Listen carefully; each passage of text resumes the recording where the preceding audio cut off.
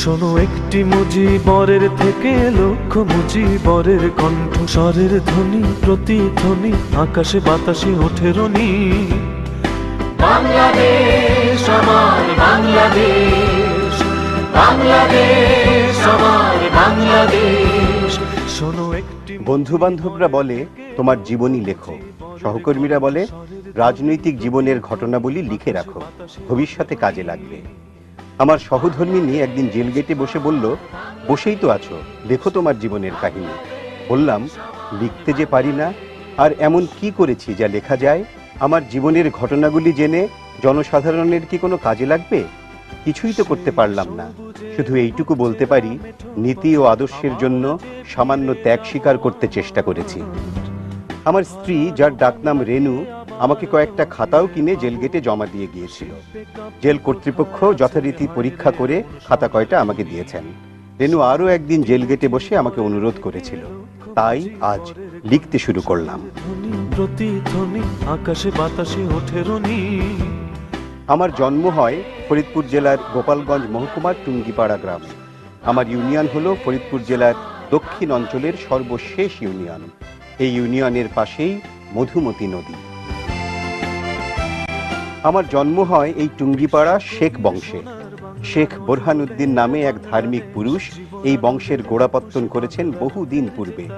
শেখ বংশের যে একদিন সুদিন ছিল, তার প্রমাণস্বরূপ মোগল আমলের ছোট ছোট ইটের দ্বারা তৈরি চকমিলান দালানগুলি আজও আমাদের বাড়ির শ্রীবৃদ্ধি করে আছে। আমার ছোট দাদা খান সাহেব শেখ আব্দুর রশিদ একটা এমই স্কুল প্রতিষ্ঠা করেন। আমাদের অঞ্চলের মধ্যে সেকালে এই একটা মাত্র ইংরেজি স্কুল ছিল, পরে সেটি হাই স্কুল হয়, সেটি আজও আছে। আমি তৃতীয় শ্রেণী পর্যন্ত এই স্কুলে লেখাপড়া করে আমার আব্বার কাছে চলে যাই এবং চতুর্থ শ্রেণীতে গোপালগঞ্জ পাবলিক স্কুলে ভর্তি হই। আমি খেলাধুলা করতাম, ফুটবল, ভলিবল ও হকি খেলতাম। খুব ভালো খেলোয়াড় ছিলাম না, তবুও স্কুলের টিমের মধ্যে ভালো অবস্থান ছিল। এই সময় আমার রাজনীতির খেয়াল তত ছিল না। আমার আব্বা খবরের কাগজ রাখতেন, আনন্দবাজার, বসুমতী, আজাদ, মাসিক মুহাম্মদী ও সওগাত। ছোটকাল থেকে আমি সকল কাগজই পড়তাম। বঙ্গবন্ধু আরো সবচেয়ে বড় একটা গুণ ছিল যে সকাল উঠটা পেপার না দেখলে তার মাথা খারাপ হয়ে যেত। তিনি তার বিরোধী যে পেপার ছিল সেই পেপারও দেখতেন, সব পেপার একেবারে আগা মাথা পৃষ্ঠা পৃষ্ঠা পড়তেন। স্কুলে ছেলেদের মধ্যে আমার বয়স একটু বেশি হয়েছে, কারণ প্রায় 4 বছর আমি লেখাপড়া করতে পারি নাই। আমি ভীষণ একগুঁয়ে ছিলাম। আমার একটা দল ছিল, কেউ কিছু বললে আর রক্ষা ছিল না, মারপিট করতাম। আমার দলের ছেলেদের কেউ কিছু বললে একসাথে ঝাঁপিয়ে পড়তাম। আমার আব্বা মাঝে মাঝে অতিষ্ঠ হয়ে উঠতেন, কারণ ছোট শহর, নালিশ হতো। আমরা যাচ্ছি, ফেরির থেকে কিছু দূরে হঠাৎ ট্রেন থামলো। হঠাৎ বঙ্গবন্ধু শেখ মুজিবুর রহমান আমাদের কামরায় এসে বলল, এই শহীদ, আমি পানি খাবো, তুই আমারে পানি খাওয়াইতে পারবি? শহীদ ভাই বলল, মুজিব ভাই চিন্তা করবেন না, আমার কাছে এক ছেলে আছে বাঘের চোখ, চাইলে বাঘের চোখ আইনা দিবে। আমাকে ইশারা করলো। আমি একটা কুড়ে ঘর, চারিদিকে খোলা পাকের ঘর, আমি গিয়ে দিকে এক কলস পানি আছে, ওই জায়গায় একটা গ্লাসও আছে।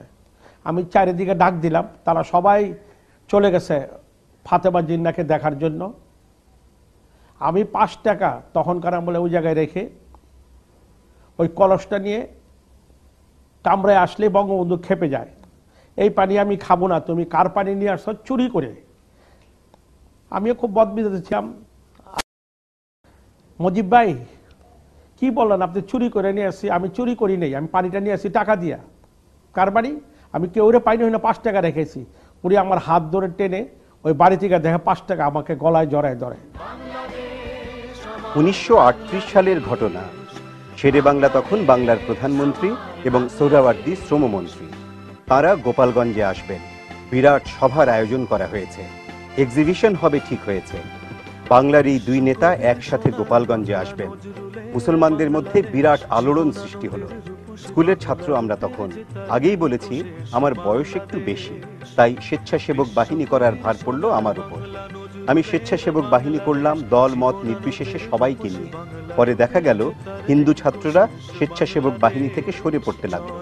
ব্যাপার কি বুঝতে পারছি না। আমার কাছে তখন হিন্দু মুসলমান বলে কোনো জিনিস ছিল না।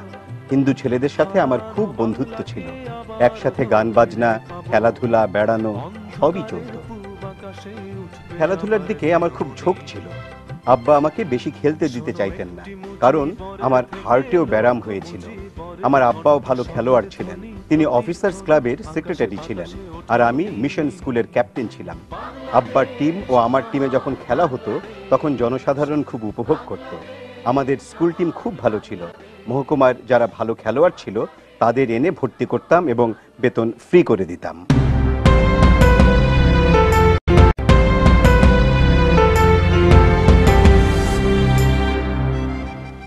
তখন রাজনীতি শুরু করেছি ভীষণভাবে। সভা করি, বক্তৃতা করি, খেলার দিকে আর নজর নাই। শুধু মুসলিম লীগ আর ছাত্রলীগ। পাকিস্তান আনতেই হবে, নতুবা মুসলমানদের বাঁচার উপায় নাই। খবরের কাগজ আজাদ যা লিখে তাই সত্য বলে মনে হয়। পরীক্ষা দিয়ে কলকাতায় যাই, সভা সমাবেশে যোগদান করি। মাদারীপুর যেয়ে মুসলিম ছাত্রলীগ গঠন করি। মুসলিম লীগ বললেই গোপালগঞ্জে আমাকে বোঝাতো। যুদ্ধের সময় দেশের অবস্থা ভয়াবহ। এই সময় ফজলুল হক সাহেবের সাথে জিন্নাহ সাহেবের মনোমালিন্য হয়। হক সাহেব জিন্নাহ সাহেবের হুকুম মানতে রাজি না হওয়ায় তিনি মুসলিম লীগ ত্যাগ করে নয়া মন্ত্রিসভা গঠন করলেন শ্যামা প্রসাদ মুখার্জির সাথে। মুসলিম লীগ ও ছাত্রলীগ কর্মীরা তার বিরুদ্ধে আন্দোলন শুরু করল। আমিও ঝাঁপিয়ে পড়লাম। এই বৎসর আমি দ্বিতীয় বিভাগে পাশ করে কলকাতার ইসলামিয়া কলেজে ভর্তি হয়ে বেকার হোস্টেলে থাকতাম। বেকার হোস্টেলে কতগুলো ফ্রি রুম ছিল গরিব ছাত্রদের জন্য। তখনকার দিনে সত্যিকার যার প্রয়োজন তাকেই তা দেওয়া হতো। আজকালকার মতো টেলিফোনে দলীয় ছাত্রদের রুম দেওয়ার জন্য অনুরোধ আসতো না। 1943 সালে ভয়াবহ দুর্ভিক্ষ আরম্ভ হয়েছে।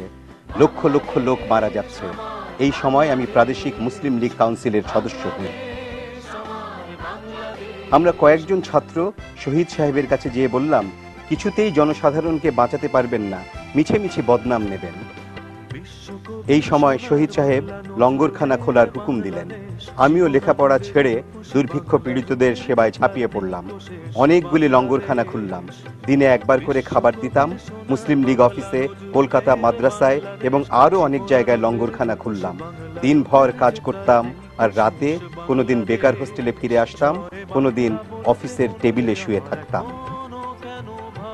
আর একদিনের কথা, গোপালগঞ্জ শহরের কয়েকজন গণ্যমান্য ব্যক্তি আমার আব্বাকে বলেছিলেন, আপনার ছেলে যে আরম্ভ করেছে তাতে তার জেল খাটতে হবে, তার জীবনটা নষ্ট হয়ে যাবে, তাকে এখনই বাধা দেন। আমার আব্বা যে উত্তর করেছিলেন তা আমি নিজে শুনেছিলাম।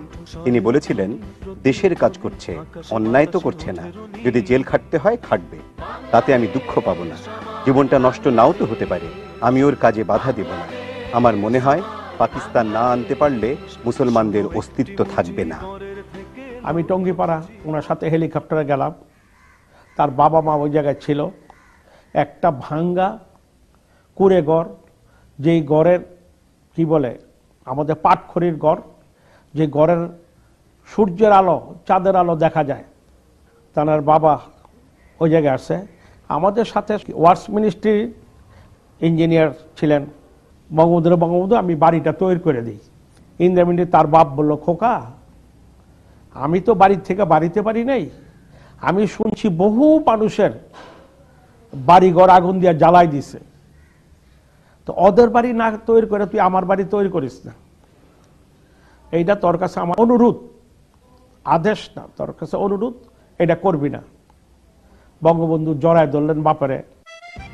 ছেলে মেয়েদের জন্য যেন একটু বেশি মায়া হয়ে উঠেছিল। ওদের ছেড়ে যেতে মন চায় না, তবুও তো যেতে হবে। দেশ সেবায় নেমেছি, দয়া মায়া করে লাভ কি? দেশকে ও দেশের মানুষকে ভালোবাসলে ত্যাগ তো করতেই হবে, এবং সে ত্যাগ চরম ত্যাগও হতে পারে।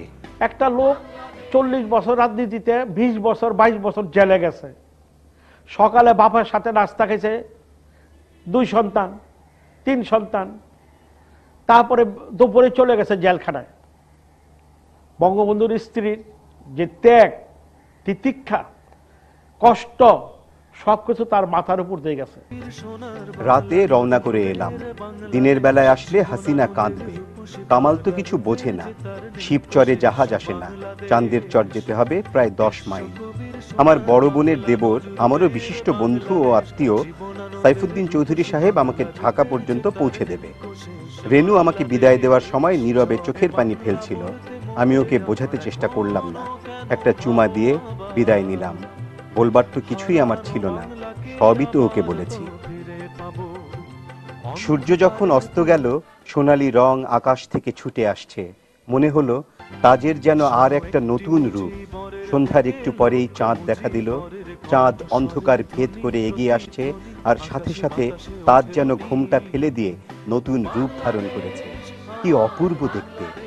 আজও 21 বছর পরে লিখতে বসে তাজের রূপকে আমি ভুলি নাই, আর ভুলতেও পারবো না।